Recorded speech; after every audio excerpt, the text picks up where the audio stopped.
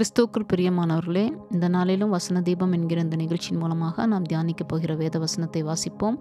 எபேசியர் 2 அதிகாரம் 13 முன்னே தூரமாய் இருந்த நீங்கள் இப்பொழுது கிறிஸ்து இயேசுவுக்குள் கிறிஸ்துவின் இரத்தத்தினாலே சமீபமானீர்கள். ஆமேன். எதற்கு சமீபமாக இருக்கிறோம்? அவருடைய இரத்தத்தினாலே பரலோக ராஜ்யத்திற்கு, நித்திய ஜீவனை பெற்றுக்கொள்வதற்கு, அவரோடே கூட ஆளுகை செய்வதற்கு நாம் சமீபமானவர்களாக மாற்றப்பட்டிருக்கிறோம். எப்படின்னா, அவர் சிந்திய இரத்தத்தில்.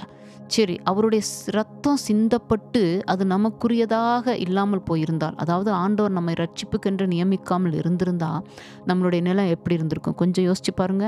உளையான சேற்றுக்குள்ளார நம்ம கடந்தோம், பயங்கரமான ஆழமான கட்டுகளுக்குள்ளார நம்ம இருந்தோம். ஆனால் ஆண்டவர் நம்மை தேடி வந்தார்.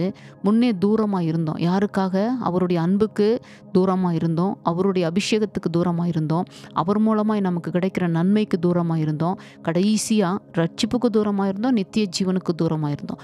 ஆனால் அவர் சிந்தின ரத்தம் தான் இன்னைக்கு நம்மை ரட்சித்திருக்கிறது. இன்னைக்கு ரட்சிக்கப்பட்ட நம்மை அவருக்கு நேராக, அதாவது நித்திய ஜீவனை பெற்றுக்கொள்வதற்கு நேராக நமக்கு ஆயத்தத்தை கொடுத்து கொண்டிருக்கிறது. அதனால் அந்த இரத்தத்தை நீங்கள் அதிகமாக என்ன செய்யணும்? நேசிக்கணும். ரத்தத்தை, இயேசு கிறிஸ்து சிந்திய ரத்தத்தை அதிகமாக நீங்கள் பயன்படுத்தணும். அந்த ரத்தத்தில் அநேக காரியங்கள் மறைக்கப்பட்டு இருக்கிறது. பாருங்கள், கொலோசியர் 1:20 பார்த்தீங்கன்னா, சிலுவையில் சிந்தின ரத்தத்தினாலே சமாதானத்தை உண்டாக்கி அப்படின்னு சொல்லியிருக்கோம். அப்போ நமக்கு சமாதானம் தேவைன்னா அந்த ரத்தத்தை நீங்கள் பயன்படுத்துங்க. ஏன்னா இந்த உலகத்தில் அந்த ரத்தம் நமக்கு எப்படியெல்லாம் பயன்படுத்தப்பட்டு கடைசியில் நித்திய ஜீவனுக்கு நேராக நம்ம இதை கொண்டு போய் நிறுத்திடும். அந்த ரத்தத்தினுடைய அபிஷேகம். அடுத்து அந்த ரத்தம் என்ன செய்து? நன்மையானதை பேசுகிறது. இப்போ இன்னைக்கு நிறைய பேர் நமக்கு விரோதமாக எழும்பி நமக்கு எதிரான காரியங்களை தான் பேசுவாங்க.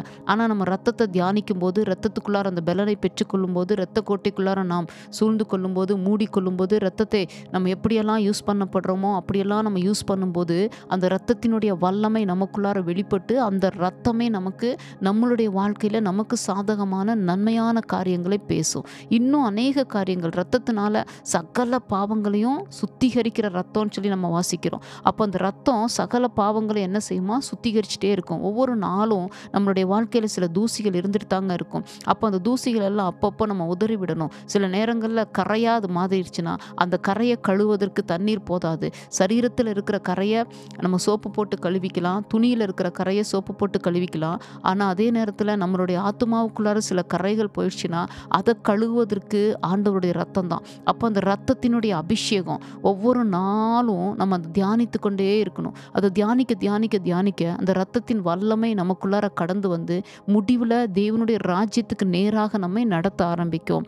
அதனால தான் அந்த ரத்தத்தை அதிகமாக, ரத்தத்தை பற்றும் விசுவாசம் என்று சொல்லி வேதவசனம் இருக்குது. அந்த ரத்தத்தின் மேலே விசுவாசம் வச்சு, ரத்தத்தின் மேலே அதிகமான ஒரு நேசத்தை வச்சு, ரத்தத்தை அதிகமாய் பற்றி கொண்டு அந்த ரத்தத்தை ஒவ்வொரு காரியங்களுக்கும், பிசாசினுடைய கிரியைகளை முறியடிக்கிற ரத்தம், அது விடுதலை கொடுக்கிற ரத்தம், இன்னும் பார்த்தீங்கன்னா சமாதானத்தை கொடுக்கிற ரத்தம், சந்தோஷத்தை கொடுக்கிற ரத்தம், அற்புதங்களை செய்கிற ரத்தம். அப்போ ரத்தம் ரத்தம் ரத்தம்னு வேதத்தில் எங்கெல்லாம் இருக்குதோ அந்த ரத்தம் என்கிற அந்த வார்த்தையை நீங்கள் வாசித்து தியானித்து அந்த ரத்தத்துக்குள்ளார உங்களை அப்படியே அர்ப்பணிக்க ஆரம்பிச்சிருங்க. இயேசு கிறிஸ்து சிந்திய ரத்தம் தன்னுடைய சரீரம் முழுக்க காயப்பட்டு அப்படிப்பட்ட பயங்கரமான வேதனையில் ஒரு சொட்டு ரத்தம் கூட அவருடைய சரீரத்தில் கடைசியில் இல்லாதபடிக்கு அந்த ரத்தம் சிந்தப்பட்டது இல்லையா? அந்த ரத்தம் சிந்தப்பட்ட நேரத்தில் தான் நாம் அந்த ரத்தத்தை எப்பொழுதெல்லாம் அதை விசுவாசிக்கிறோமோ அந்த நேரத்தில், ஆரம்பத்தில் ரட்சிப்பை பெற்ற நாம் இப்பொழுது நாம் அந்த ரட்சிப்பை காத்து கொள்ள பிரயாசப்பட்டு வளர்ந்து கொண்டிருக்கிறோம். முடிவில் அந்த ரத்தம் நமக்கு ஜீவகிரீடத்தை கொடுக்க போகிறது. அதனால அந்த ரத்தத்தை குறித்து வேதத்தில் பல இடங்கள்ல இருக்குது. அந்த ரத்தத்தை குறித்து நீங்கள் வாசிங்க. யூடியூப்பில் போய் பார்த்தீங்கன்னா ரத்தத்தை குறித்து ஒரு 40 விதமான காரியங்களை 40 வசனத்தின் மூலமாக நான் போட்டிருக்கிறேன். அதனால நீங்கள் அந்த ரத்தத்தை அதை எடுத்து நீங்கள் யூஸ் பண்ணுங்கள். யூடியூப்பில் பாருங்கள். அந்த ரத்தத்தினுடைய மகிமை பயங்கரமாக இருக்கும். ஏன்னா முன்னே தூரமாக இருந்த நம்மளை ஆண்டவர் என்ன செய்தார்?